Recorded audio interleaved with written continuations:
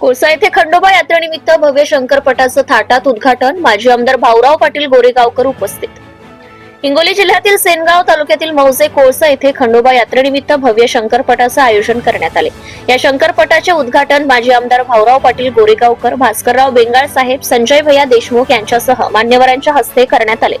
यावेळी यात्रा उत्सव समितीच्या वतीने मान्यवरांचा शाल, पुष्पगुच्छ व श्रीफळ देऊन सन्मान करण्यात आला. 3 लाख रुपयांच्या जंगी बक्षिसांसह मराठवाडा व विदर्भातील अनेक शंकरपट शौकीनांनी आपल्या बैलजोड्या सहभागी केल्या आहेत. खंडोबा यात्रा महोत्सवाला मोठ्या दर्जाचा उत्सव बनवण्यासाठी प्रयत्न सुरू असल्याचं भास्करराव बेंगाळ यांनी सांगितलंय. प्रमुख मान्यवरांच्या हस्ते पहिल्या बैलजोडीची पूजा करून शर्यतीस प्रारंभ करण्यात आला.